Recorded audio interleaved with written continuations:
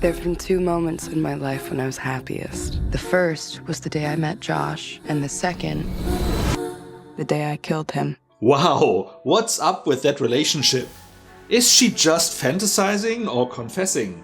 What is this movie all about, and should you give it a watch? Hi there, it's Micha. I will keep the main part of this review spoiler-free, only sharing more details at the end after a spoiler warning of course. So join me for this review and decide along the way how much you want to find out.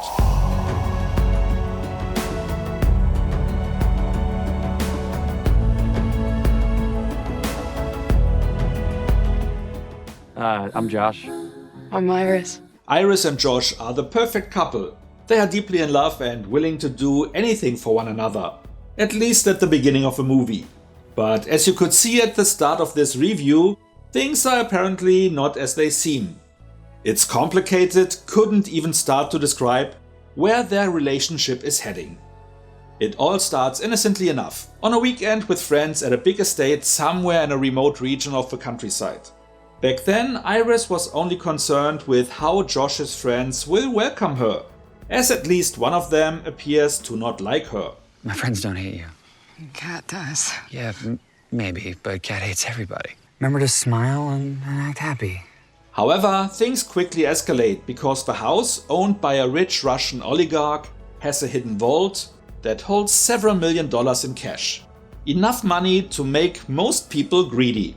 Which applies to most of his guests, and there will be blood. And a lot of it. But there's also a twist early on that makes things more interesting, which I will not spoil in the main part of the review. So let's end the synopsis here. To keep this one spoiler-free is a real task, as well as keeping yourself spoiler-free when it comes to the movie itself. While the teaser of the movie doesn't spoil the reveal that takes place 30 minutes into the movie, it does show you scenes that will inform you about the development that takes place close to the end. No worries, the clips I'm using here are not spoilery. Then there is the trailer, which blatantly offers that reveal. So make sure to not watch it if you don't want to spend the first half hour just waiting for that reveal to happen. Better go in blind. Most synopses also spoil that in their very first sentence. That was how I got spoiled just a few days before I watched this movie, even though I avoided the trailer. Even most of the official posters already give away too much, so I opted to use Photoshop to remove those parts from the image I used as my background. But enough about that flaw in the marketing campaign. Let's talk about the movie itself. While at its core it's your standard tale of greed, where the violence escalates as people are crossing more and more lines they otherwise wouldn't even touch, which here by the way would still make for a great movie as this is nicely executed, the added angle that I won't spoil is elevating the plot considerably, and you will surely enjoy how the whole story unfolds. There is a lot of blood, though the on-screen violence is not overly aggressive. Technical merits are strong, and the ensemble cast clearly has a lot of fun with the material. You have Jack Quaid from The Boys, Lucas Gage, Homeland's Rupert Friend, Megan Suri, Harvey Guillen, whom you most likely know from the TV show What We Do in the Shadow, and of course Sophie Thatcher as Iris, who recently crushed it in Heretic and puts in a truly stellar performance in this one, being the star of the movie. The movie will not only entertain you but also play with your perception when you ask yourself some pretty interesting questions around unusual moral implications. And that is pretty much all I can tell you while keeping it spoiler free. And with that being said, let's get to the rating. This is a well-crafted and highly engaging movie that will keep you on the edge of your seat once the betrayal and violence start. Its plot is also timelier, as you may realize at the start, as it has a nice reveal in store that will complicate your perception. I enjoyed this one immensely, even though I was spoiled myself. So if you got spoiled too, still give this one a go. I'm rating it with 8.5 out of 10 points, ignoring the slip-ups done by the movie's marketing department, as this was not the movie's fault. Now in the spoiler zone I will only share details you could already see in the trailer, so if you have watched that, you can stay on. If you want to go into the movie completely blind, then leave now and return at a later point. If you don't mind spoilers or have already watched the movie, then please follow me into the spoiler zone. First off, I didn't want to share the fact that there is a murder happening quite early on. Sergei, the group's host, is forcing himself on Iris, which ended deadly for him. I didn't mean to.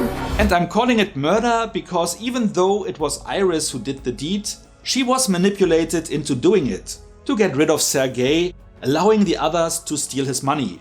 Which brings us to the big reveal, how they were able to make her do it. Iris, wake up. She is a so-called companion robot and wasn't even aware of it. What are you doing? Shut her down already. What is she talking about, Josh? Though Josh couldn't order her to kill their host flat out, which would be against her programming, he tweaked her a little bit, illegally. Did you jailbreak your sex bot? He took out her inhibitor, raised her aggression level, and allowed Sergei to have sex with her, knowing in what that would result. From there, things escalate drastically, because the plan to blame the murder on a robot went awry when Iris manages to get away. Yeah, she's tied up inside, so she's not going anywhere.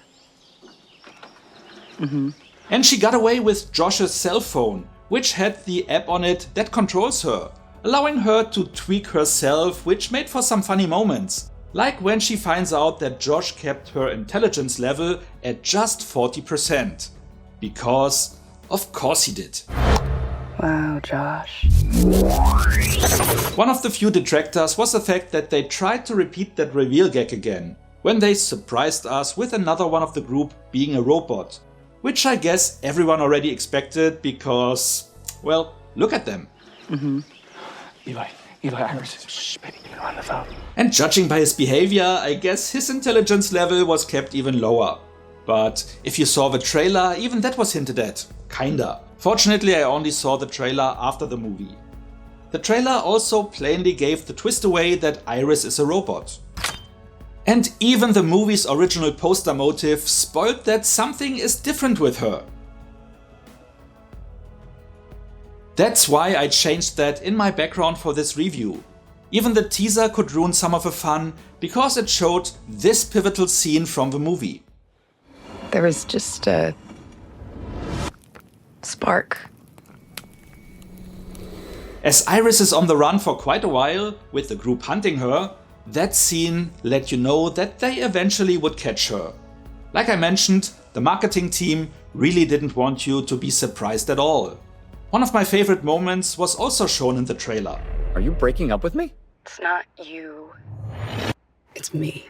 Because after Josh turned out to be such an asshole, it is such a moment of satisfaction to see him realizing that even his sex bot would end up breaking up with him. As a last call out, the unusual moral implications I mentioned earlier are rooted in the fact that you will find yourself rooting for the robot to get out alive, while you wish the humans will get their comeuppance, which is something you will likely not have experienced that often in movies. What about you? What do you think about the marketing campaign? Would that have spoiled your fun, or if you have seen the movie, were you spoiled and what are your thoughts on it? Whatever you like to share, let me know in the comments. And if you enjoyed this video, feel free to like, share or subscribe. So much for now, see you next time, and thanks for watching. Iris and Josh are the perfect couple. They are deeply in love and willing to do anything for one another. In a remote region of the countryside. Okay. Back then, Iris was only concerned with how Josh's friends